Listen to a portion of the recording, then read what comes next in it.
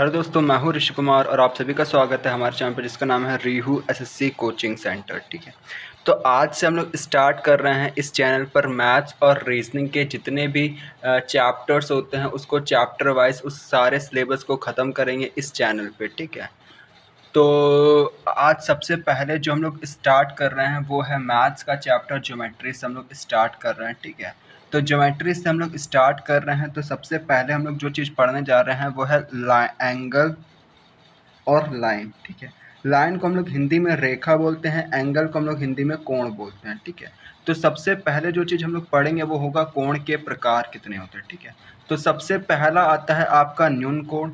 न्यून कोण को इंग्लिश में हम लोग एक्यूट एंगल्स बोलते हैं। और एक्यूट एंगल क्या होते हैं? जब थीटा का जो मान होता है अगर वो 0 डिग्री से ज़्यादा हो और 90 डिग्री से कम हो तो वो आपका एक्यूट एंगल कहलाता है। ठीक है, न्यून एंगल। फिर दूसरा आता है हम लोग के पास में समकोण। समकोण क्या होता है? Right angle. राइट एंगल क्या होता है? जब थीटा का मान 90 डिग्री के बराबर होता है तो वह आपका राइट एंगल कहलाता है। फिर तीसरा आता है अधिक कोण। अधिक कोण को हम लोग इंग्लिश में ऑब्ट्यूज एंगल बोलते हैं। ऑब्ट्यूज एंगल क्या होता है? जब थीटा का मान 90 डिग्री से ज़्यादा हो और 180 डिग्री से कम हो तो वो आपका ऑब्ट्यूज एंगल कहलाता है। चौथा आता है सरल कोण। सरल कोण क्या होता है? स्ट्रेट। सरल कोण को इंग्लिश में हम लोग स्ट्रेट एंगल बोलते हैं। और इसका मतलब होता है जब थीटा का मान आपका 180 डिग्री के बराबर होता है तो उसको हम लोग सरल कोण बोलते हैं।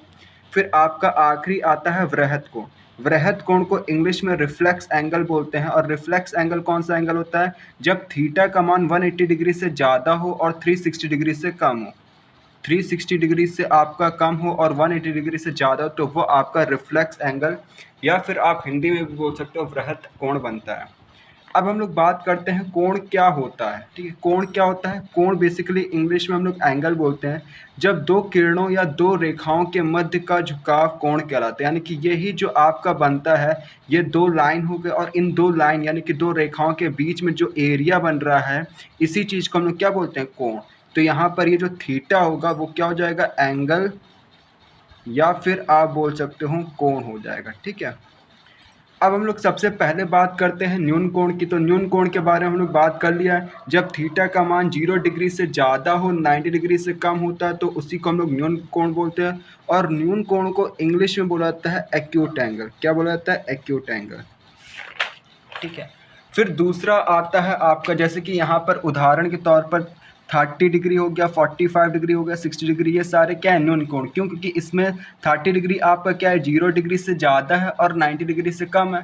तो अगर 30 डिग्री 0 डिग्री से ज़्यादा होगा, 90 डिग्री से कम आएगा तो वो किस में आ जाएगा? न्यून कोण में।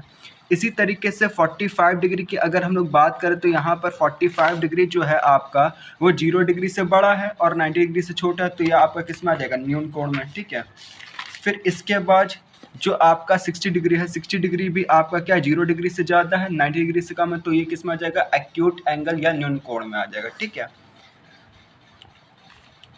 समकोण क्या होता है? समकोण को इंग्लिश में राइट एंगल बोलते हैं। राइट एंगल क्या होता है? जब थीटा का मान जो होता है वो 90 डिग्री के बराबर आ जाए, यानी कि इसकी जो वैल्यू है वो 90 डिग्री के बराबर आ जाए तो उसी कोण को हम लोग राइट एंगल या समकोण कहते हैं। ठीक है, इसमें देख सकते हैं। और जब भी ये आपका 90 डिग्री के बराबर आएगा तो इसका जो डायग्राम बनता है वो कुछ इस प्रकार से बनता है। एक रेखा ऐसे, एक लाइन ऐसे, दोनों आपके 90 डिग्री एंगल यहाँ पर बना देगी। ठीक है, तीसरा आता है आपका ऑब्ट्यूज एंगल। ऑब्ट्यूज एंगल को हिंदी में अधिक कोण भी बोलते हैं। अधिक कोण क्या होता है? जब थीटा का मान 90 डिग्री से ज़्यादा हो और 180 डिग्री से कम हो तो वह आपका अधिक कोण कहलाता है। अधिक कोण का जो डायग्राम होता है वो कुछ इस प्रकार से बनता है। ठीक है, और यहाँ पर ये जो बनता है इसी को हम लोग अधिक कोण बोल देते हैं। ठीक है, फिर इसके बाद चौथा जो आता है वो सरल कोण आता है। सरल कोण को इंग्लिश में स्ट्रेट एंगल बोलते हैं और हिंदी में इसका एक और नाम होता है त्रिज्यकोण, ऋण कोण। जब थीटा का मान 180 डिग्री के बराबर हो या थीटा की जो वैल्यू है वो 180 डिग्री के बराबर होती है तो वह आपका अधिक कोण कहलाता है, अधिक कोण।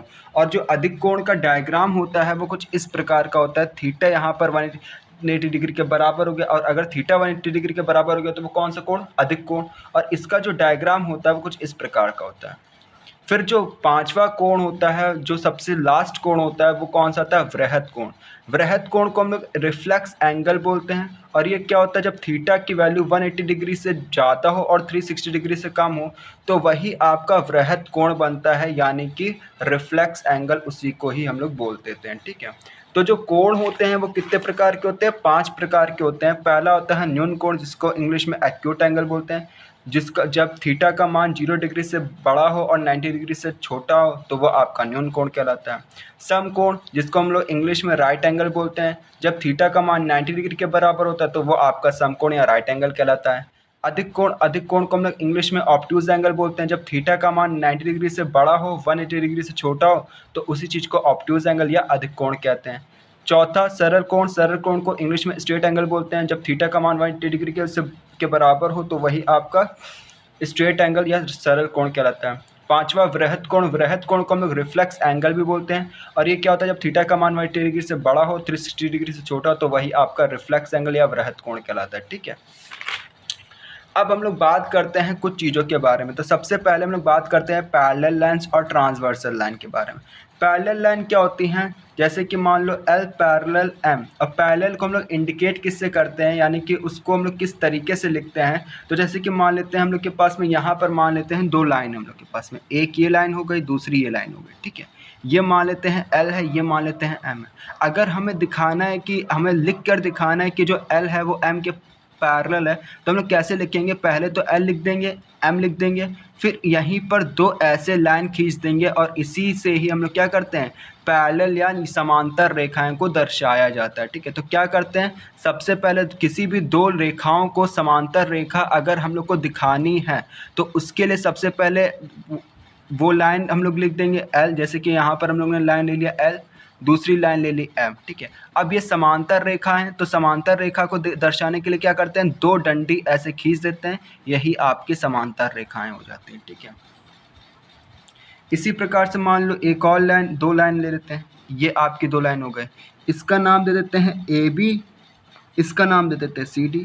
और हम लोग को दर्शाना है कि AB CD के पैरेलल है तो या समांतर है, तो कैसे दर्शाएंगे? AB पहले लिख देंगे, फिर CD लिख देंगे, फिर दो डंडी खींच देंगे। ये आपका दिखा दिया हम लोग ने कि जो AB है वो CD के क्या समांतर है। ठीक है, तो अगर दो डंडी किसी भी चीज़ के बीच में खींची हो तो यानी कि वो दोनों लाइन कैसे होंगी? पैरेलल लाइन होंगी, या हिंदी में बोल सकते हैं समांतर रेखाएं होंगी। ठीक है, अब समांतर रेखाएं कैसी होती हैं अगर हम लोग उसके बारे में बात करें तो सपोज कर लो ये दो लाइन है। ठीक है, सपोज करके चलते हैं हम लोग के पास में ये दो लाइन है, एक ये लाइन हो गई, दूसरी ये लाइन हो गई। ठीक है, अब ये दो लाइन है, अब सपोज कर लो यहाँ पर एक बिंदु खींच दिया, यहाँ पर बिंदु, यहाँ पर भी बिंदु, यहाँ पर भी बिंदु, और एक बिंदु लास्ट यहाँ पर भी, और एक और बिंदु ले लेते हैं यहाँ पर भी। ठीक है, यहाँ से हम लोग ने इसकी दूरी निकाली या डिस्टेंस निकाला है, इन बिंदुओं का, पॉइंट्स का जो डिस्टेंस होता है वो हम लोग निकालें। तो सपोज कर लो इसकी डिस्टेंस जो निकल के आती है, दूरी जो निकल के आती है 5 मीटर, इसकी भी जो दूरी निकल के आती है वो 5 मीटर, इसकी भी जो दूरी निकल के आती है वो भी 5 मीटर, और इसकी भी जो दूरी निकल के आती है या फिर डिस्टेंस जो होता है वो 5 मीटर। तो यहाँ पर आप देख रहे हो कि इसकी भी जो डिस्टेंस है वो 5 मीटर, इसका भी डिस्टेंस 5 मीटर, इसका भी डिस्टेंस 5 मीटर, इसका भी डिस्टेंस, यानी कि सारी जो लाइन है उनके बीच की जो दूरी है वो आपकी क्या समान है, यानी कि बराबर है। तो जब किसी भी दो लाइन के बीच में जो दूरी होती है अगर वो बराबर हो जाए, दूरी जो होती है किसी भी दो लाइन के बीच में अगर वो बराबर हो जाए तो वो दो लाइन आपकी क्या कहलाती है? समांतर रेखाएं। क्या कहलाएंगी? समांतर रेखाएं या पैरेलल रेखाएं। जैसे कि यहाँ पर L लाइन है, M लाइन है, तो ये L और M के बीच में इस पॉइंट पे दूरी निकाली तो 5 मीटर, इस पॉइंट पे दूरी निकाली तो भी 5 मीटर, इस पॉइंट पे भी दूरी निकाली तो भी 5 मीटर, इस पॉइंट पे भी दूरी निकाली तो भी 5। तो हर एक पॉइंट पे क्या है? दूरी समान आ रही है, हर एक पॉइंट पे दूरी समान है, यानी कि अगर हर एक पॉइंट पे दूरी समान आ रही है, बराबर आ रही है, तो वो दो लाइन यानी कि L और M जो लाइन होगी, ये L मान लेते हैं, ये M मान लेते हैं, ये जो L और M लाइन होगी वो क्या हो जाएगी? बराबर हो जाएगी, यानी कि समान।